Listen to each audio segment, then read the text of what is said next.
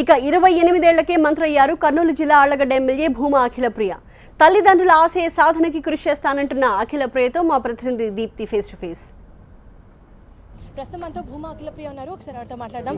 ముందుగా many more happy returns of the day అండి. Congratulations as well. Thank you so much అండి. Thank you. So కొత్తగా మంత్రి ఇప్పుడు మీరు క్యాబినెట్లో ఏ శాఖ మీకు అందిస్తారు అని మీరు ఎక్స్పెక్ట్ చేస్తున్నారు? Almost it's already known educational శాఖ అని, బట్ స్టిల్ మీరేమనుకుంటున్నారు? మీరు చెప్తుంటే నాకు తెలిసిన ఎడ్యుకేషన్ అని చెప్పి, బట్ ఏ పోర్ట్ఫోలియో ఇచ్చినా కూడా నా బాధ్యత అండి. అది కంపల్సరీ కష్టపడి పనిచేసి ఈరోజు పోర్ట్ఫోలియో ఏదొస్తుందని ఆలోచించే మైండ్ సెట్లో ఈరోజు మేము లేము. ఎందుకంటే భూమా నాగిరెడ్డి గారు చనిపోయిన తర్వాత నేను మినిస్టర్ నాకు ఈ పదవి రావడం జరిగింది కాబట్టి ఎటువంటి బాధ్యతలు ముఖ్యమంత్రి గారు నాకు అప్పచెప్పినా కూడా తప్పకుండా దానికి న్యాయం చేసే ప్రయత్నం చేస్తాను. యాక్చువల్లీ ఇందాక మీరు ప్రమాణ స్వీకారం చేసేటప్పుడు కొంచెం ఎమోషనల్గా అయినట్లుగా కూడా కనిపిస్తోంది. సో ఎగ్జాక్ట్లీ ప్రమాణ స్వీకారం చేసే టైంలో మీ ఆలోచనలు ఎలా ఉన్నాయండి?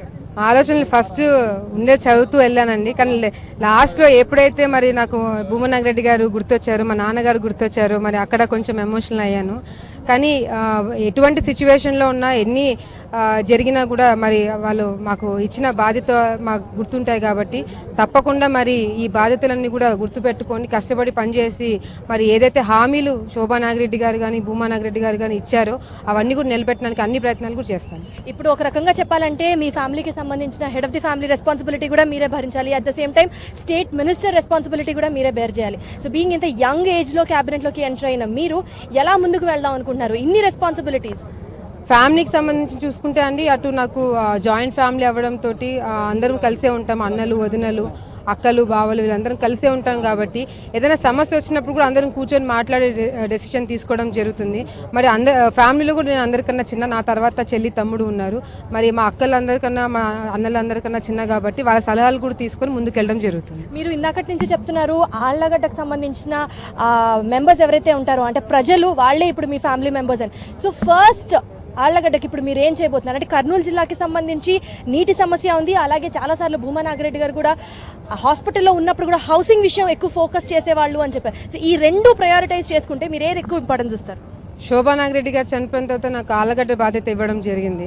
మరి నాన్నగారు చనిపోయిన తర్వాత నేను అసెంబ్లీకి వెళ్ళి ఆ రోజు చెప్పడం కూడా జరిగింది. నంద్యాలకు సంబంధించిన ఏదైతే హామీలు భూమా నాగిరెడ్డి గారు ఇచ్చారో అవన్నీ కూడా నేను తీసుకోవడం జరిగింది.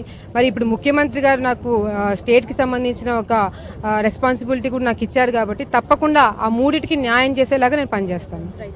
Thank you so much.